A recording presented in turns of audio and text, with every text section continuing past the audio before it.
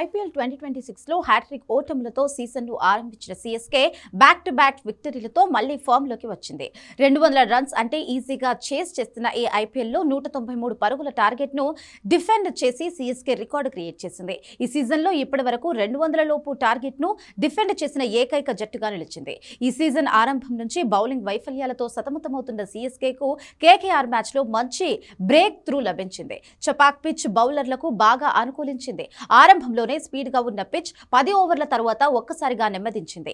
దాంతో సీఎస్కే తొలి 11 ఓవర్స్ లో 111 పరుగులు చేసినా ఆ తర్వాత 200 రీచ్ కాలేకపోయింది. కోల్కతా బౌలింగ్ స్ట్రాటజీ కూడా వర్కౌట్ కావడంతో CSK 200 score reach కాలేకపోయింది.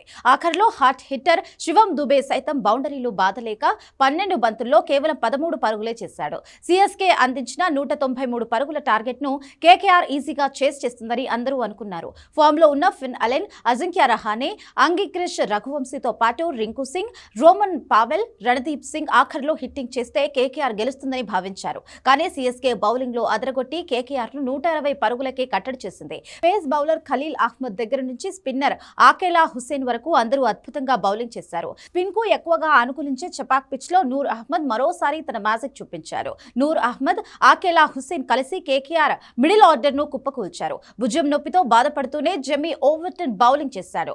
గుర్జపనీత్ Singh 1.1 overs లోనే 23 పరుగులు సమర్పించుకుంటే జేమీ ఓవర్టన్ 3 ఓవర్స్ లో 32 పరుగులు ఇచ్చాడు. ఇక మిగతా బౌలర్లంతా చాలా మంచి ఎకనామీతో బౌలింగ్ చేయడంతో సీఎస్కే 32 పరుగుల తేడాతో విజయం సాధించింది. ఈ సీజన్ లో ఇప్పటి వరకు 5 మ్యాచ్లు ఆడిన సీఎస్కే తొలి మ్యాచ్ లో రాజస్థాన్, ఆ తర్వాత పంజాబ్, ఆర్సీబీపై దారుణంగా ఓడిపోయింది. ఢిల్లీ క్యాపిటల్స్ తో కంబ్యాక్ ఇచ్చి కేకేఆర్ పై వరుస విజయంతో ప్రత్యర్థులకు సవాలు విసురుతోంది. పాయింట్ల పట్టికలో 8వ స్థానానికి వచ్చింది.